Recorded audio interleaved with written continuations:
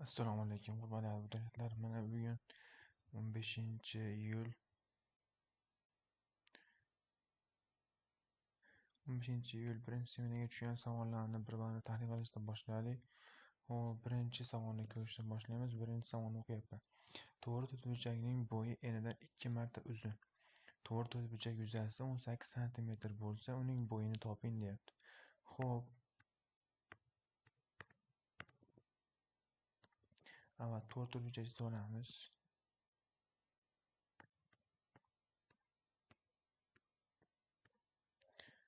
Sal o'xshamay qoldi. Endi mayli, shuni qaraymiz to'rtburchak deb.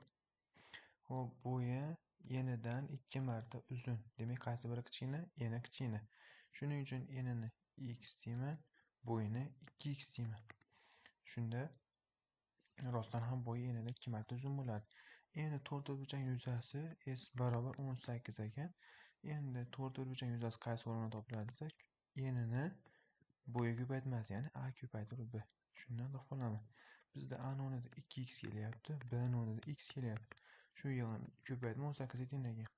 Endi bu yerdan 2 ni 10 ga bo'lishga olsam, x x ga ko'paysa x kvadrat barobar 2 ni 10 ga bo'lishga olsam, 18 2 ga bo'lsam 9. Demak, qaysi sonni o'ziga ko'paytsam, ya'ni x ko'paygan x barobar 9 dan qaysi sonni o'ziga ko'paysam 9 chiqarsa, x barobar 3. Demak, eni 3 sm, bo'yi 6 sm bo'layapti. Bizda javob D. Xo'p, keyingi savol. Asosiy 5 burchak bo'lgan piramidaning nechta yoqim mavjud? Yo'q, piramidani chizib olaman. Asosiy 5 burchak deyapti. Shuning uchun 5 burchak chizdim. Piramida shu bitta nuqta orqali hammasini tutashgan bo'ladi.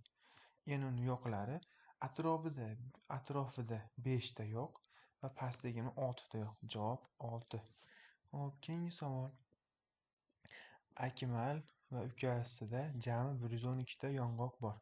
Akmal ukasiga 19 ta yong'oq bersa, ikkalasining yong'oqlari teng bo'ladi. Dastlab Akmalning nechta yong'oq bo'lgan? Ya'ni Akmalni olmalar soni, dastlabki olmalar yong'oqlar sonini x. Xo'p, ukasini dastlabki yong'oqlar soni y deb olaman.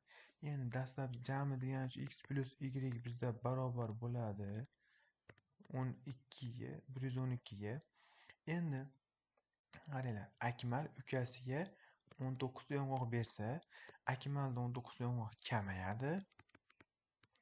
Ukasiga esa 19 yong'oq qo'shiladi. Shunda ikkalasining yong'oqlari teng deyapti. Xo'p, bundan x y deb butonga 19 minus 19 butonga plus qilaversam, x minus y barobar 38 bo'ladi. Endi tenglamalar sistemasi. Tenglamalar sistemasi qanday ishlanadi? Tenglamalar sistemasi ikkita noma'lum bo'lganda beriladi asosan. Hop, ularni yozib olishim mumkin. X plus y 112, x minus y barobar 38. Hop, tenglamalar sistemasida eng oson usullardan biri qo'shish amali. Hop, bizdan Akmal so'ragan. Akmalni x deb olganimiz uchun Akmalni x deb olganimiz uchun bu yerdan x topib olishim kerak. X topish uchun y yo'qotib olishim kerak. Y yo'qotishni qo'shib olishim kerak. Qo'shib olsam, x ni qo'shsam 2x, y bilan y 0 bo'lib ketadi, barobar 150.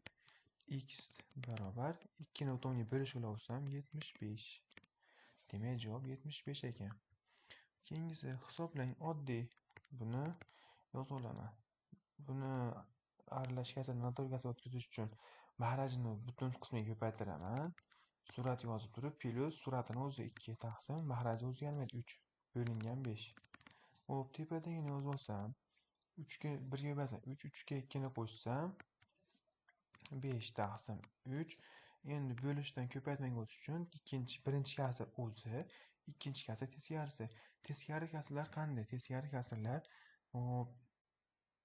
o'zaro ko'paytmasi 1 bo'lgan sonlar. Ya'ni butun sonlarni teskari soni 1 taqsim 5 bo'ladi. Chunki uni mahraji doim 1 bo'ladi. Tushundinglarmi? Xo'p, endi 5 ning 1 teskari son 1 taqsim 5. Xo'p, 5 lar qisqarib ketadi. Javob 1 taqsim 3 degan javob chiqadi. Bizda A javobi turibdi. Keyingi savol. Bir oy davomida 2000 ta xaltada olma tarqatildi. agar har bir xaltaning ichida 350 gramm olma bo'lsa, bir oyda jami necha sentner olma tarqatilgan deyapti. Xo'p, endi oson usulib 2000 ta xalta bor ekan va ularning har biri ichida 350 gramm bor ekan. Xo'p, shuni grammni hisoblab olaman. Grammni ko'paytirsam 70, 4 dan 0 qo'shiladi. Eng oson usuli 35 ga 2 ko'paytiraman. 70 mi? Endi 0 sanaman bitta, 3 dan 0, jami 4 dan 0, 4 dan 0 qo'shaman. 70 ming gramm. Endi qaranglar, buni birinchi kilogrammga o'taman. Ya'ni 1 kilogrammi 1000 grammida grammdan bunga o'tish uchun mingga bo'lishim kerak. Ya'ni buni mingga bo'lsam 700 kilogramm. Endi 1 sentinerim necha kilogramm edi? 100 kilogramm edi. Ya'ni kilogrammdan sentinerga o'tish uchun 100 ga bo'lishim kerak. 700 100 ga bo'lsa 7 sentiner. Javob bizda B javob. Keyingisi, bug'doy yanchilganda, tuyulganda undan 75% un olinadi. 6 sentner un olish uchun qancha kilogramm bug'doy kerak bo'ladi? Qaranglar. Bizda kilogrammni so'rayaptimi? Lekin sentnerda beryapti. Shu sentnerda kilogrammga o'tib olaman. Ya'ni 6 sentner 600 kilogramm edi. 600 kilogramm. Endi qaranglar bolalar. 600 kilogramm un kerakda bizda. Ya'ni o'sha bug'doyda 75% un. Ya'ni bu 75% bo'ladi. Shunda necha kilogramm degani uchun x bilan 100% bo'ladi. Chunki bug'doy 100% kerak bo'ladi. Endi foizlarda proporsiyalar ko'paytma, qarama-qarshilikni ko'paytmasi tenglanadi. 600 ko'paygan 100 barobar x ko'paygan 75. Xo'p, qaranglar, eng oson usuli 625 ga bo'lsam 24, buni 25 ga bo'lsam 3, 24 ni 3 ga qisqartirsam 8. Demak, x barobar 8 ko'paygan 100 bo'lib 800 kilogramm. Bizda javob B. Xo'p, 7-savol. Quyidagi tengsizliklardan nechtasi noto'g'ri deyapti. Xo'p, birinchisini tekshiradigan bo'lsak, sonlar nurini chizib olaman. Sonlar nurida markazi 0 yotadi. Bu chap tomonda manfiy sonlar, o'ng tomonda musbat sonlar yotadi. Endi bitta qoida bor. Agar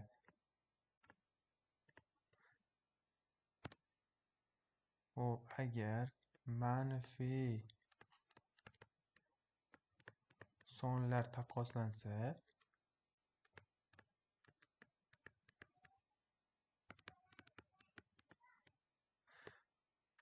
ularning kichigi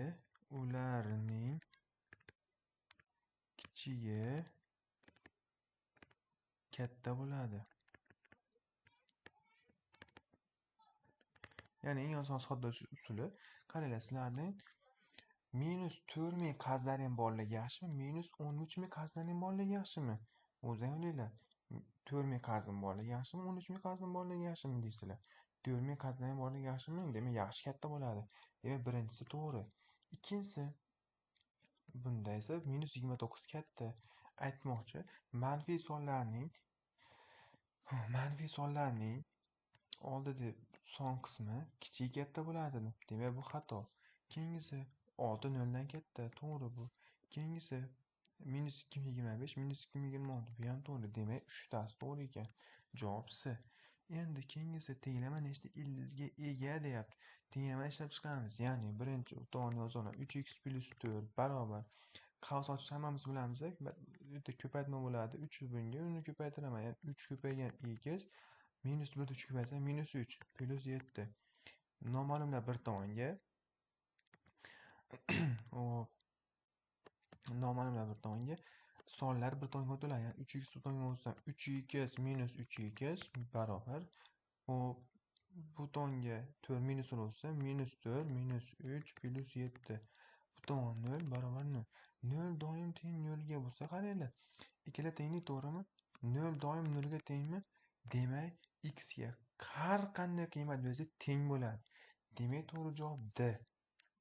Manovi emas, chalg'ib qolmaymiz.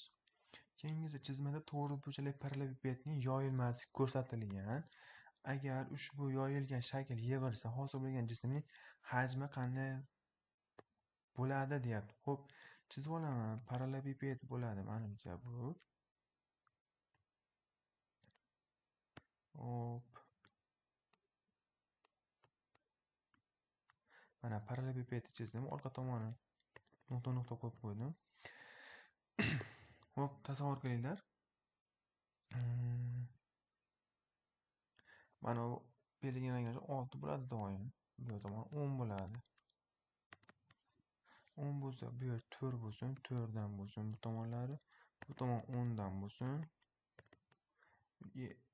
Yana 6 dan bo'lsin. Endi parallelipedning hajmi a ko'paytirib b ko'paytirib so, ya'ni bo'yi, eni, asosini bo'yi, eni va balandligini ko'paytmasi edi. Ya'ni 6 ko'paygan 10 ko'paygan 4 bizda bu 240 degan javob edi. To'g'ri javob B. Va nihoyat 10-savol. Ifodani soddalashtiring deyapti. Xo'p, ifodani soddalashtirish uchun 5x y ko'paytirsam 5x y bo'ladi. Endi 3x ni 2 ko'paytirsam sonlar ko'paydi yozaman 6. 3 kere 2 6. Endi noma'lumlar harfli ifodalar bu tomonga yozaman plus 2x y. Qaranglar, bularni bir xil narsada qarasa bo'ladi. Ya'ni olma yoki nok. Shundan qarasalaring, sizlarda 5 ta olma bor edi, 6tasini o'rtalariga berib oldilar. Bu mantiqqa to'g'ri kelmaydi, lekin matematikada minus degan narsa bor ekan, to'g'ri keladi. Endi qaranglar.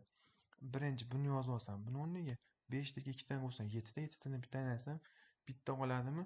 1 yozish shart emas. Ko'paga x y yoki x y degan javob kerak bizga. To'g'ri javob C.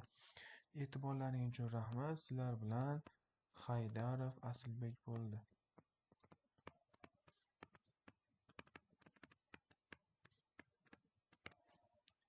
Sog' bo'linglar, salomat bo'linglar.